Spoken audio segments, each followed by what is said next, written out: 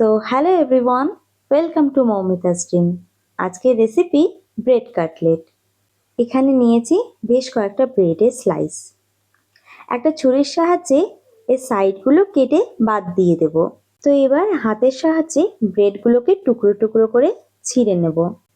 পাউরুটির মধ্যে দিয়ে দিচ্ছি সেদ্ধ আলু, দিয়ে দিচ্ছি পেঁয়াজ কুচি, ক্যাপসিকাম কুচি, গ্রেট করে রাখা গাজর, কিছুটা কাঁচা লঙ্কা কুচি, হাফ চামচ মিহি করে কুচানো আদা, হাফ চামচ মিহি করে কুচানো রসুন, সামান্য ধনেপাতা কুচি, স্বাদ মতো নুন, অল্প হলুদ গুঁড়ো, কালারের জন্য হাফ চামচ কাশ্মীরি লঙ্কা গুঁড়ো আর 1 চামচ চাট মশলা।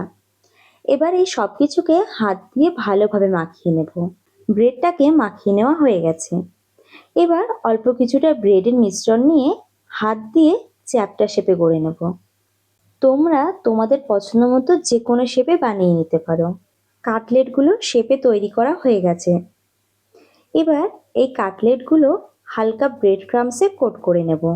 তো এখানে আমার কাটলেটগুলো ব্রেড ক্রাম্বসে কোট করে নেওয়া হয়ে গেছে। কড়াই গরম করে কড়াইতে দিয়ে দিয়েছি কিছুটা রিফাইন্ড অয়েল। তেলটা গরম হয়ে গেলে একে একে কাটলেটগুলো তেলের মধ্যে দিয়ে দেব। গ্যাসের ফ্লেমটাকে মিডিয়ামে রেখে লাল লাল করে কাটলেটগুলোকে ভেজে নেব। কাটলেটগুলো ভেজে নেওয়া হয়ে গেছে। এগুলো তেল ছেঁকে আলাদা একটা প্লেটে তুলে রাখবো। তৈরি হয়ে গেল দারুণ সুস্বাদু ব্রেড কাটলেট। গরম গরম চায়ের সাথে কিন্তু খেতে দারুণ লাগবে।